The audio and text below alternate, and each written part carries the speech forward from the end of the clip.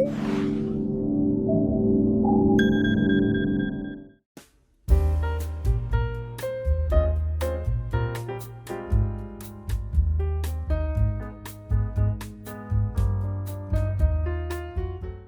nombre es Carolina Zamudio, soy curuzucuateña, tengo 52 años, un camino no tan largo pero muy intenso con la poesía y voy a tratar de resumirlo con la mini biografía de mi último libro que se llama La extensión de un deseo.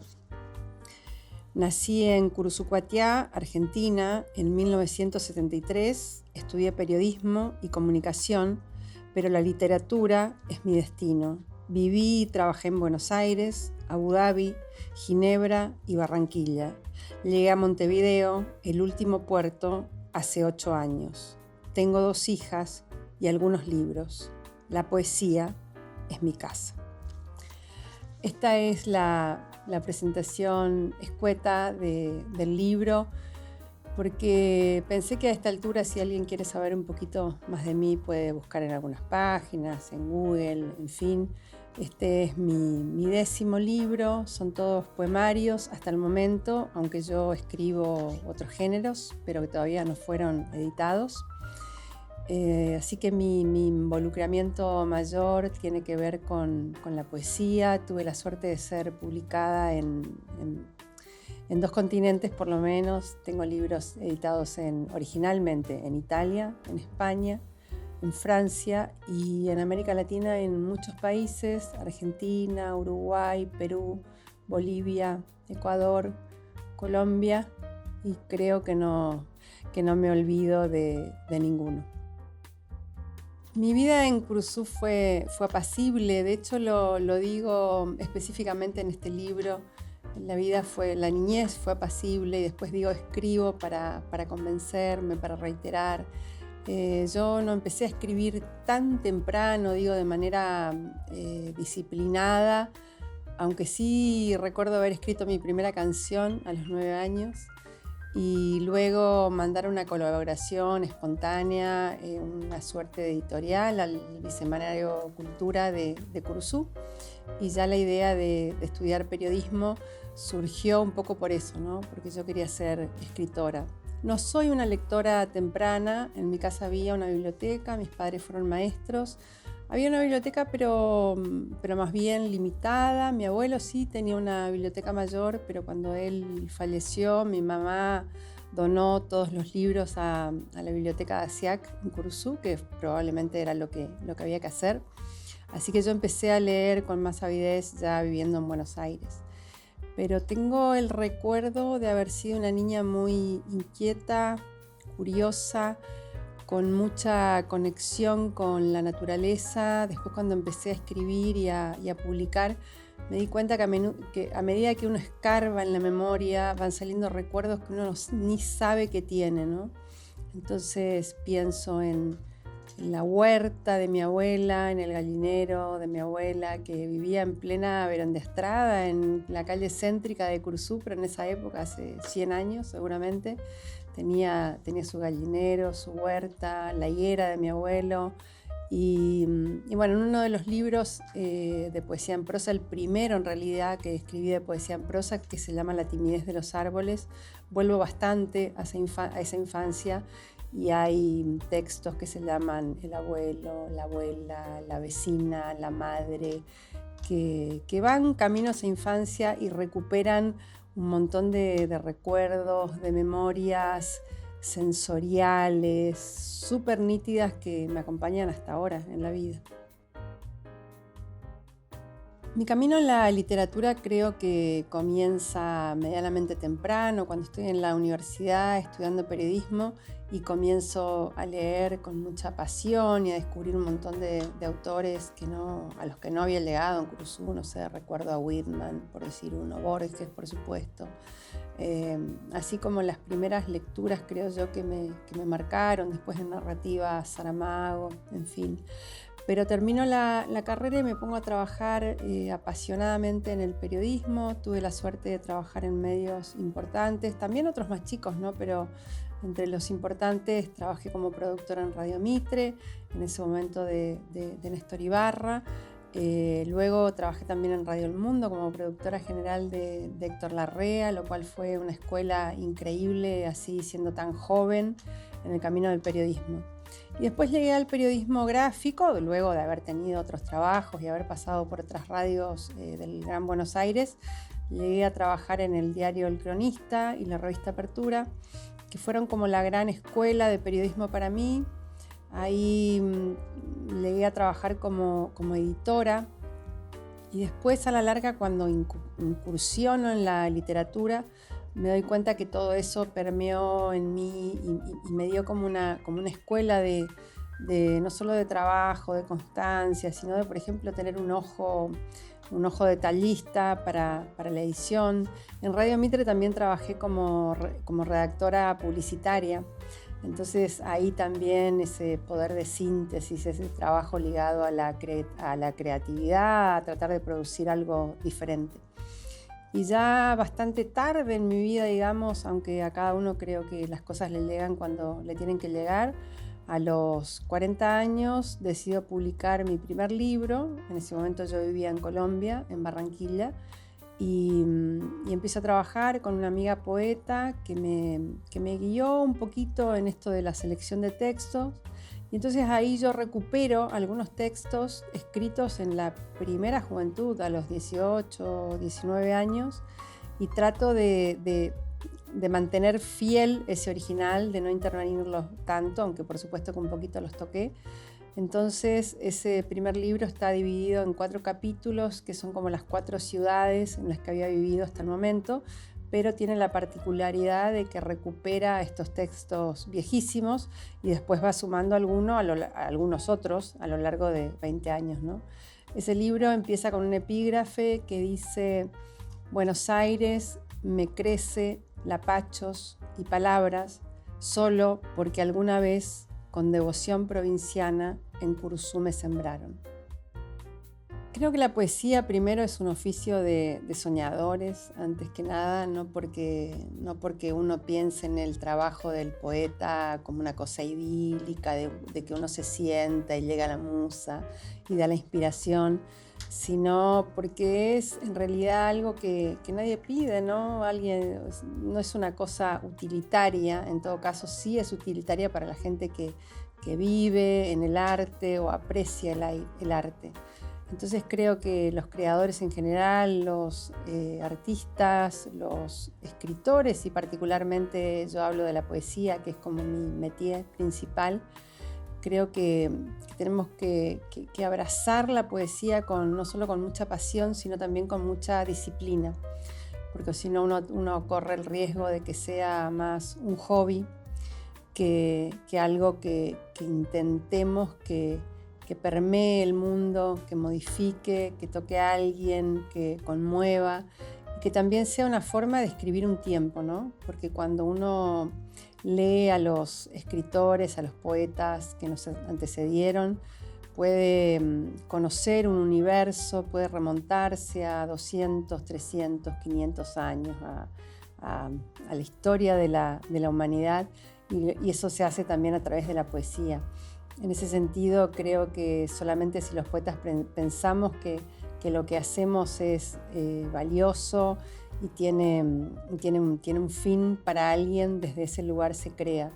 Yo siento que vivo en estado de poesía, por supuesto que no siempre produciendo, no todos los días escribiendo. Hay momentos de sequía creativa, como suelo decir yo, y luego una catarata. Llega algo de una sola vez y uno puede llegar a escribir, como me pasó, uno puede llegar a escribir un libro con el que está conforme incluso en 4 meses. Tengo varios libros publicados, 10 de hecho, y algunas reediciones de estos mismos libros, porque lo que suele pasar con la poesía es que si un libro se publica, por ejemplo, en Argentina, es difícil que luego sea publicado simultáneamente en otro país. Pero en mi caso pude lograr, o me lo ofrecieron, digamos, que los libros fueran publicados a veces en 2 o 3 países. Algunos de los títulos son La timidez de los árboles, La oscuridad de lo que brilla, seguir al viento, las certezas son del sol, vértice y este último que se llama La extensión de un deseo, que es el libro más extenso que tengo de prosa poética y probablemente el más acabadito, no sé, quizá porque es el último. Simultáneamente a mi trabajo como poeta, también estoy muy involucrada en la poesía, en la literatura en general, desde la gestión cultural. Desde hace 7 años creé y dirijo la Fundación Cultural Esteros, que tiene sede en Montevideo, Uruguay, pero en realidad tiene un alcance ilimitado a todo el mundo. Tenemos una revista digital que se publica no solo en español, en el sentido de que publicamos también traducciones. Si bien es una revista digital, tiene el formato de papel porque tiene distintas secciones, tiene una nota de tapa y tenemos colaboradores de todo el mundo. La Fundación Esteros hace un montón de acciones colaborativas con otras asociaciones culturales y entes dedicados a la cultura, no solo de Iberoamérica, sino del mundo. Hicimos algo muy lindo por el Día de la Poesía este año. Participamos de una emisión ininterrumpida de 24 horas de lecturas en distintos idiomas con poetas de todo el continente. Y principalmente organizamos en el marco de la Feria Internacional del Libro de Montevideo el Encuentro Internacional de Poesía Esteros, que reúne todos los años a cerca de 40 poetas del mundo. Intentamos que hayan representantes por lo menos de 3 continentes simultáneamente, digamos, en cada edición. Hasta ahora lo hemos cumplido. En general son entre 15 y 18 poetas internacionales y luego se completan con poetas locales, entre otras cosas que hacemos desde la Fundación. Así que ojalá que podamos continuar porque es una forma de devolver un poco todo lo recibido. En general todos los escritores y los poetas, digo en general porque no necesariamente es así, pero tenemos nuestros temas, nuestras obsesiones, como se llama en la jerga, y si bien cada libro debería ser diferente al anterior, y eso es lo que yo intento con cada nuevo libro, que sea una propuesta diferente, desde lo estético, desde lo temático. A la larga uno, cuando toma un poquito de perspectiva y mira hacia atrás, se da cuenta que hay una línea argumental que recorre un poco toda la obra, que es un término que quizá queda un poco petulante dicho por uno, pero bueno, me han instado en que empiece a usar esa palabra. Entonces, algunos de los temas que en general me conmovieron, además de la naturaleza, el paisaje, la infancia, toda esta idea de la trascendencia, ¿no? de creer en la literatura y en las familias, como dice Virginia Woolf, de que tanto las familias como los libros descienden de alguien que vino antes, de alguien anterior. No es exacta la cita, pero esa es la idea. Entonces la trascendencia siempre está muy presente. También los árboles, y eso es algo una pregunta a la que no me pude contestar, una gran incógnita que yo tuve hasta hace poquito tiempo, así que estuve pensando un poquito en ello. Y creo que veo al árbol como una entidad tan fuerte, tan valerosa, tan soberbia en el mejor sentido, ¿no? De mantener esa condición de estar erguido y muy bien plantado, con las raíces a la vez, y de que el propósito del árbol sea llegar al cielo, mirar al cielo. Me parece que esa imagen del árbol me conmueve, me perturba. También en el simbolismo del árbol está lo masculino, lo femenino. Lo masculino está en el tronco y lo femenino está un poco en la flexibilidad de las ramas y bueno, todos estamos conformados por un femenino y un masculino. Creo que en mi caso el masculino también es fuerte y es dominante, así que probablemente ahí esté la explicación. Bueno, la extensión de un deseo es un libro precioso. Me refiero ahora a la edición. La tapa es realmente hermosa y bueno, el interior en este borrabino, la verdad es que es un placer tener la edición de un libro de estas características. Lo hizo una editorial uruguaya que se llama Yaurú, que es Uruguay al revés, que publica no solo a poetas uruguayos contemporáneos de diversa índole, digamos, encumbrados, y también gente que está recién saliendo a la palestra, sino que clásicos de la poesía de distintos lugares, épocas y momentos.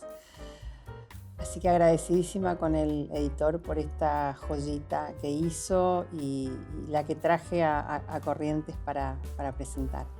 Voy a compartir un texto que es el último del libro y el que también le da nombre al libro. La extensión de un deseo. Hay que cuidar a las palabras como a los hijos. El de la madre tampoco es un trabajo, ni siquiera un título. En eso se parece a la poeta. Es una vocación de la que, como muchas, una se va apropiando con el tiempo. La maternidad es un largo diálogo en el que se intercalan preguntas, mudez, gozo, asombro. La oscuridad es un exceso de luz, escribió Negroni. Que nadie sabe de maternidad menos las madres es cosa sabida, ni hasta dónde llega. ¿Qué idea tiene el sauce de la longitud de sus ramas? Cobijar en libertad a un hijo, fuera de una, es una abstracción. Algo queda a merced del azar. La poesía va en el otro sentido. Un poema es un hijo que nace huérfano y busca siempre incierto una casa, el lector. De la fiebre a la sequía de palabras, la literatura es siempre un compás de espera, del momento, y se refundan las paredes de la casa como se vuelve a erigir un mundo. No, el poema no es un hijo, es solo un puente, la extensión de un deseo. Algunos necesitamos hacer para ser, no solo el amor, el camino, el aire, el agua o el viento, la escritura y el llanto, la risa amplia, las 1001 noches, los días, y darle a todo un significado. Pensar, pensar, pensar, dudar de lo que se piensa. La madre es lo intuitivo, la maternidad lo racional, pero el hijo es certeza. Tengo una vieja puerta en la cabecera de la cama, un muro de contención, un muelle, los durmientes de una vía, o solo un lugar por donde asciende el deseo, la vida misma, algo de carestía, pero sobre todo abundancia.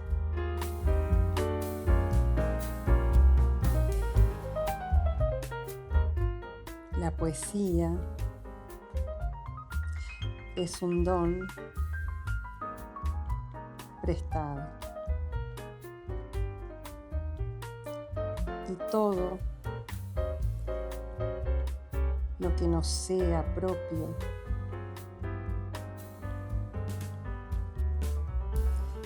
se cuida más que nada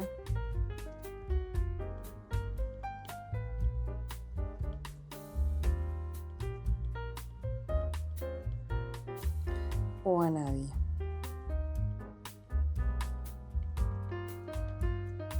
Y así es como suelo firmar mis libros, con una florcita que a mis hijas les gusta mucho, tanto que se la quieren tatuar.